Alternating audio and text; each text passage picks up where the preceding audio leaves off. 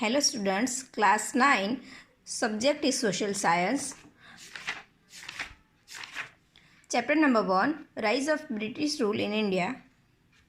तो ये चैप्टर का मीनिंग है कि इंडिया में ब्रिटिश रूल का उदय कब हुआ, मतलब कि जब हमें आज़ादी नहीं मिली थी 1947 से पहले कौन कौन सी प्रजाएं थी जो इंडिया में व्यापार करने के लिए आई थी और कौन सी प्रजा ने यहाँ पे आके शासन किया था। बराबर, ये सब के बारे में हमें ये चैप्टर में पढ़ना है।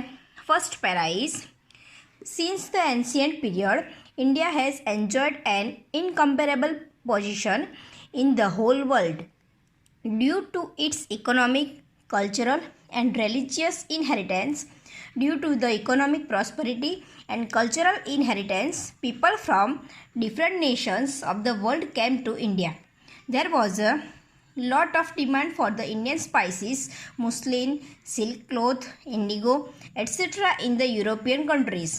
Trade between India and Europe was carried out through land route and sea route, and at the center of these routes was Istanbul, Constantinople in तुर्की। तो प्राचीन समय में इंडिया की जो पोजीशन है वो पूरे वर्ल्ड में इनकम्पेरेबल थी, मतलब कि जिसकी हम कंपेयर नहीं कर सकते। तो क्यों? तो due to its economic, cultural and religious inheritance. बराबर, हमारे पास आर्थिक समृद्धि थी, सांस्कृतिक एंड धार्मिक विरासत जो हमें मिली है उसकी वजह से जो हमारी पोजीशन है पूरे वर्ल्ड में इनकम्पेरेबल थी। बराबर, और इसकी वजह से मतलब कि इकोनॉमिक प्रॉस्पेरिटी, आर्थिक समृद्धि की वजह से एंड धार्मिक जो विरासत हमें मिली है उसकी वजह से बहुत सारे जो people from different nations of the world came to India, मतलब कि बहुत सारे जो वर्ल्ड के लोग हैं वो इंडिया में आते रहते थे। बराबर, और उस टाइम पर इंडियन स्पाइसेस जो हमारे इंडिया के जो मरी मसाले थे, मसलिन का जो कपड़ा है, सिल्क का कपड़ा है, जो इंडिगो है, उनकी बहुत मांग रहती थी यूरोपियन कंट्रीज़ में। बराबर, और जो ट्रेड है इंडिया और यूरोप के बीच जो व्यापार होता था वो लैंड रूट से होता था और सी रूट। बराबर, उसकी और जिसका जो मेन सेंटर है बीच में एकदम मेन रूट आता है वो इस्तांबुल, जो कॉन्स्टेंटिनोपल में और तुर्की में वो है। बराबर, after the conquest of Constantinople in 1453 AD by Turkish Muslims, the sea route through Constantinople Istanbul was closed for the Europeans. Since they could not do without the spices, the Europeans felt compelled to discover a new sea route. So an era of geographical discoveries began.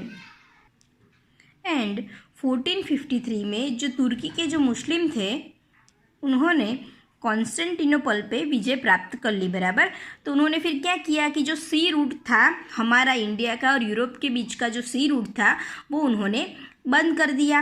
पर European प्रजा थी वो India के मरी मसाले के बिना नहीं रह सकती थी, इसीलिए उन्होंने एक नया सी रूट खोजना शुरू कर दिया। बराबर, अभी हम देखेंगे discovery of sea route to India.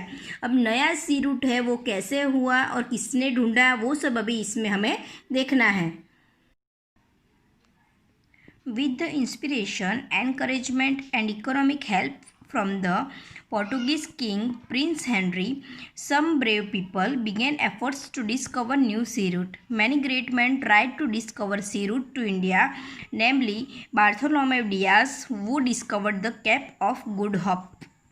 तो पोर्टुगीज़ के जो किंग थे प्रिंस हेनरी, उनकी मदद से, इंस्पिरेशन से एंड इकोनॉमिक हेल्प से कुछ लोगों ने नए सी रूट ढूंढने का एफर्ट शुरू किया। और बहुत सारे जो ग्रेट मैन थे उसमें से जो एक है बार्थोलोमे डियाज, उन्होंने कैप ऑफ गुड होप की शोध की थी। With the economic assistance from the King of Spain, Christopher Columbus began his adventure of discovering a new sea route, which again came to a stop at an island presently known as West Indies, situated in the Atlantic Ocean. Columbus, who had believed throughout his life that he had discovered a new sea route to India, had actually discovered a new land. Since the clarification was made by Amerigo Vespucci, this new land began to be known as America. तो उसके बाद में जो Spain के जो राजा थे Christopher Columbus, उन्होंने India आने का सी रूट ढूंढने का काम चालू किया, पर वो एक नए आइलैंड पे आके रुक गया जो हाल का वेस्ट इंडीज़ है और अटलांटिक ओशन में सिचुएटेड है। जो कोलंबस जो ऐसा मानता था, पूरी लाइफ में वो ऐसा मानता था कि उसने इंडिया जाने का जो सी रूट है वो ढूंढ लिया है, पर एक्चुअली में वो इंडिया जाने का रास्ता नहीं था। वो एक नया ही लैंड, नई लैंड थी, बराबर नई ज़मीन थी। और उसके बाद जो अमेरिगो वेस्पुकी उसने क्लैरिफिकेशन किया कि वो लैंड कौन सी है, तो उसके बाद वो जो नई लैंड थी उसका नाम अमेरिका रखा गया। तो ये जो अमेरिका कंट्री है वो अमेरिगो वेस्पुकी से नाम से ही ये रखा गया है, बराबर। The Portuguese sailor Vasco da Gama discovered the sea route to India in 1498 AD. When he reached Calicut in the western coast of India, he was welcomed by the then King Zamorin and allowed to carry out business there. Thus, this is considered as an important event in the world, as this opened the doors for other Europeans to come to India. तो जो Portuguese seller था Vasco the gamma, उन्होंने India आने का नया सी root ढूंढ लिया 1498 में। और जब वो पहले कालीकट पहुँचे जो कि इंडिया के वेस्टर्न कोस्ट पे है, तो वहाँ के राजा जो जामोरिन उन्होंने उनका स्वागत किया और वहाँ पे बिजनेस करने की परवानगी दी। और ये एक इम्पोर्टेंट इवेंट मानी जाती है कि जिसमें यूरोपियन के लिए दरवाजे हमेशा के लिए खुल गए। Arrival of Europeans to India, arrival to the British and establishment of trade centers. The Portuguese were the first to arrive in India for trade after the discovery of sea route to India. Within a span of 100 years, the Portuguese took control of several territories like Diu, Daman, Goa, Cochin, Malacca, etc. Inspired by the Portuguese success in trade, the Dutch from Holland and the Danish from Denmark arrived in India for trade. तो India में जब नए सी root की खोज हो गई तो सर्वप्रथम पहले पोर्टुगीज़ इंडिया में व्यापार करने के लिए आए, और उसके बाद 100 साल के बाद, यहाँ पे लिखा है कि within a span of 100 years, बराबर। तो 100 साल के बाद पोर्टुगीज़ ने अपना कंट्रोल दीव, दमन, गोवा, कोचीन, मलाक्का ये सारे प्रदेशों में अपना कंट्रोल कर लिया था। तो इनसे इंस्पायर्ड होके, मतलब कि पोर्टुगीज़ यहाँ पे आके उनको सक्सेस मिल गई व्यापार में, तो उनसे इंस्पायर होके उसके बाद में डच लोग हॉलैंड से आए एंड फिर डेनिश प्रजा आई, वो डेनमार्क से इंडिया में व्यापार करने के लिए आई। The English traders established the East India Company to carry out trade with India in 1600 AD, when Queen Elizabeth of England gave the permission to the East India Company to carry out trade with the eastern countries. The first ship under the leadership of Captain William Hawkins arrived in Surat. But due to the dominance and opposition from the Portuguese, they were not allowed to establish their trade there. तो उसके बाद जो English व्यापारी थे उन्होंने भी India में व्यापार करने के लिए ईस्ट इंडिया कंपनी की स्थापना की। तो 1600 में जब क्वीन एलिजाबेथ जो इंग्लैंड की जो रानी थी, उन्होंने भी ईस्ट इंडिया कंपनी को यहाँ पे व्यापार करने के लिए परमिशन दे दी, बराबर। पर उनका जो first ship captain William Hawkins की लीडरशिप में जब सूरत पहुंचा, तो वहाँ पे पोर्टुगीज़ ने अपना हक जमा के रखा था, तो उन्होंने उनको अलाउ नहीं किया, बराबर। But finally the East India Company got the permission from the Mughal Emperor Jahangir, and thus the British East India Company established its first trade center, Koti, in Surat in 1613 AD. Initially, the company established its trade center in Surat, Bharuch and Ahmedabad. But last में जो मुग़ल का जो राजा था जहांगीर, उन्होंने east India company को व्यापार करने के लिए परमिशन दे दी, एंड उन्होंने फिर अपना जो फर्स्ट ट्रेड सेंटर था, बराबर, जो अपना व्यापार करने के लिए फर्स्ट सेंटर था, वो सूरत में, कोठी में बनाया, और वो 1613 में था। और लास्ट में उन्होंने अपने अपने जो सेंटर थे वो सूरत, भरूच एंड अहमदाबाद में स्थापित किए।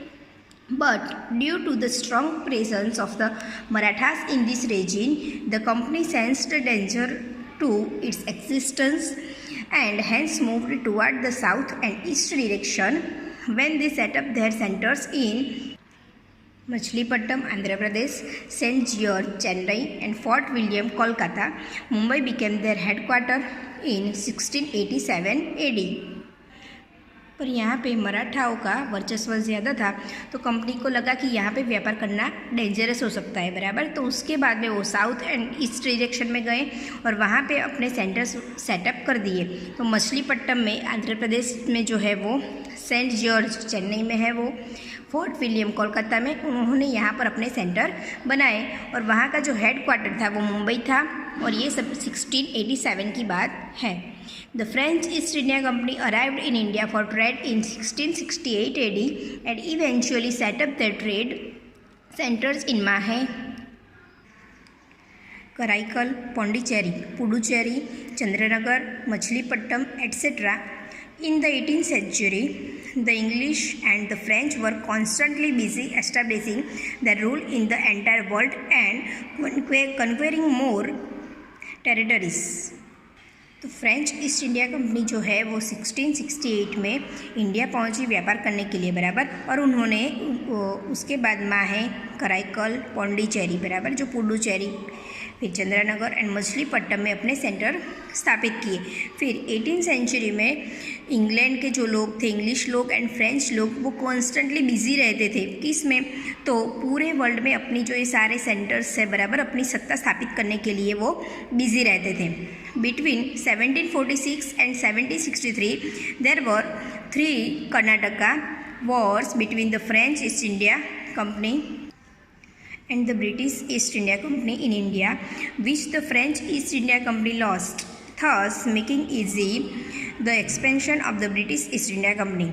Thus, at the end of this battle of power, the Portuguese were left with Diu, Daman, Goa, while French had their trade centers at Chandranagar, Mahe, Karaikal and Pondicherry.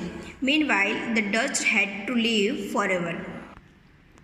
तो 1746 and 1763 के बीच में 3 Karnataka Wars हुए थे, बराबर। किसके बीच में, तो French east India company and British east India company के बीच में ये वॉर हुए थे।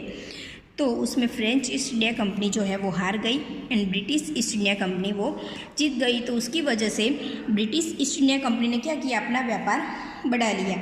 और उसके एंड में जो पोर्टुगीज़ थे उनके पास 3 ही प्रदेश रहे, दीव, दमन एंड गोवा, बराबर। फ्रेंच के पास चंद्रनगर, माहे, कराईकल एंड पौंडीचेरी यही बचा था। एंड लास्ट में जो डच प्रजा थी वो हमेशा के लिए इंडिया को छोड़कर चली गई। अब है battle of Plassey. Sirajuddaulah was ruling over Bengal. Due to his impulsive nature, he had some opponents in his state. During this period, the British East India Company built a fortress around the trade center in Kolkata on pretext of security reasons, without taking the permission of the Nawab. But Nawab Sirajuddaulah destroyed the fortress. When this news reached Madras, Chennai, a small army of the company, led by Robert Clive, reached Bengal in order to help the Kolkata trade center. तो बंगाल में सिराजुद्दौला का शासन था, बराबर। पर उनके impulsive nature की वजह से, मतलब कि वो कोई भी डिसीज़न हो वो जल्दी जल्दी में ले लेते थे, उसकी वजह से उनके ही स्टेट में कुछ लोग उनके विरोधी थे। तो इस टाइम पर ब्रिटिश ईस्ट इंडिया कंपनी ने क्या किया कि जो अपना ट्रेड सेंटर था कोलकाता में, तो उसके आजू बाजू में किले बना दिए, बराबर। और उन्होंने ये बहाना निकाला था कि हमें सिक्योरिटी चाहिए। और ये सब करते समय उन्होंने नवाब की परमिशन नहीं ली थी। नवाब मतलब कि सिराजुद्दौला की परमिशन नहीं ली थी। उनकी परमिशन के बिना ही आजू बाजू किले बना दिए। पर जब नवाब सिराजुद्दौला का पता चला तो उन्होंने क्या किया, वो सारे किले तोड़ दिए। और ये न्यूज़ जब मद्रास पहुंची, चेन्नई में जो मद्रास है वहाँ पे पहुंची, तो इंग्लैंड का जो था रॉबर्ट क्लाइव, उन्होंने अपनी एक स्मॉल आर्मी भेजी वहाँ पे, जो कोलकाता ट्रेड सेंटर को बचाने के लिए। In spite of the army of the East India Company being strong, they realized that it was not easy to defeat the Nawab's army. So Robert Clive resorted to treachery. A conspiracy was planned in order to defeat the Nawab, in which the Nawab's commander-in-chief Mir Jafar and Seth Ali Khan were coaxed to join on the pretext that the Nawab is unnecessarily harassing the people. A war was declared at the ground near a village named Plassey. जो east India company की जो army थी वो बहुत strong थी, पर फिर भी उनको ऐसा रियलाइज़ हुआ कि जो नवाब की जो आर्मी है उनको हराना इतना इजी नहीं है। तो रॉबर्ट क्लाइव ने एक षड्यंत्र रचा बराबर, और उसके बाद उसने क्या किया कि जो नवाब के जो कमांडर इन चीफ थे मीर जाफ़र एंड सेठ अमीचंद, उनको अपने पास ज्वाइन कर लिया बराबर। एंड फिर उन्होंने ये बहाना निकाला कि जो नवाब की आर्मी है और उनकी जो कंपनी है बराबर, नवाब के सारे राज्य के लोग हमें परेशान करते हैं, सेंटर को जो स्थापित किया है व्यापार नहीं करने दे रहे, उसकी वजह से उन्होंने एक वॉर डिक्लेयर कर दिया, और जिसको प्लासी का नाम दिया गया बराबर, क्योंकि वो प्लासी के नाम के विलेज में हुआ था, इसकी वजह से उसे बैटल ऑफ प्लासी का नाम दिया गया। According to the plan, Mir Jafar lost the battle, Sirajuddaula was defeated due to Robert Clive's treachery. The battle of Plassey ended in just half a day. The company as a result got a free hold over 24 Parganas. Mir Jafar was made the Nawab of Bengal. Thus, the foundation of the company's rule in India was laid with the Battle of Plassey in 1757.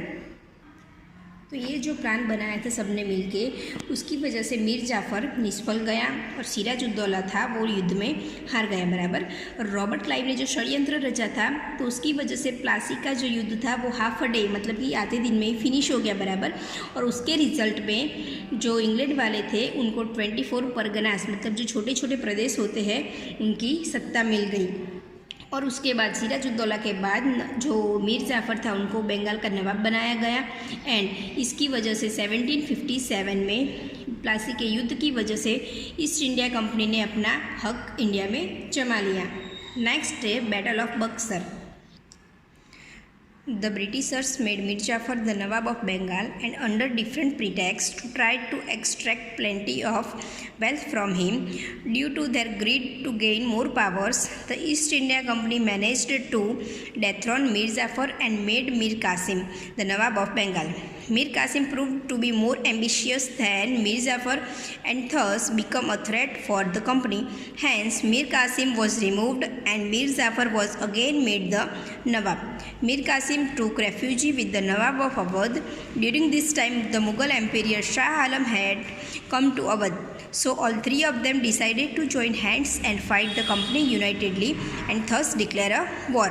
At Buxar, the East India Company fought against the United Army 22 October 1764, in which the United Army lost. Thus, the company got the Diwani right to collect revenue to Bengal, Bihar and Orissa. तो Britishers ने बंगाल का जो नवाब है मीर जाफ़र को बनाया and उसके पास अलग अलग बहाने बना के बहुत सारा धन इकट्ठा कर लिया, पर उनकी अभी ये जो लालच थी वो अभी फिनिश नहीं हुई थी बराबर। तो ज़्यादा से ज़्यादा पावर पाने के लिए उन्होंने मीर जाफ़र को हटा के मीर कासिम को बंगाल का नवाब बना दिया बराबर। पर मीर कासिम जो था वो बहुत एम्बिशियस था और उनको ये कंपनी जो चाल चलती थी उनको ये अच्छा नहीं लगता था। तो ये ईस्ट इंडिया कंपनी को उनका डर लगने लगा और फिर मीर कासिम को हटा के फिर से मीर जाफ़र को नवाब बना दिया बराबर। पर ये सब करके फिर मीर कासिम जो है वो अवध गया। अवध के राजा के पास वो पहुंचा, तब जो मुग़ल एम्पीरियर शाह आलम था वो भी वहाँ पे आया और ये तीनों ने हाथ मिला लिए और ये डिसाइड किया कि हम ईस्ट इंडिया कंपनी को हराएंगे बराबर, एक युद्ध करेंगे। तो बक्सर में 22 अक्टूबर 1764 में ईस्ट इंडिया कंपनी एंड ये जो यूनाइटेड आर्मी थी अवध के राजा की, फिर शाह आलम की एंड मीर कासिम, ये तीनों ने बना के जो एक यूनाइटेड आर्मी बनाई थी, उन दोनों के बीच में एक युद्ध हुआ, पर इसमें भी यूनाइटेड आर्मी हार गई बराबर। तो उसके बाद तो कंपनी को दीवानी राइट्स मिल गए, मतलब कि रेवेन्यू कलेक्ट करने की एक सत्ता मिल गई। तो उन्होंने बंगाल में, बिहार एंड उड़ीसा में रेवेन्यू कलेक्ट करना शुरू कर दिया। नेक्स्ट है expansion of the company rule, और ये जो है हम वो सेकंड पार्ट में पढ़ेंगे, मतलब कि नेक्स्ट वीडियो में ये वाला जो चैप्टर आता है वो हम फिनिश करेंगे।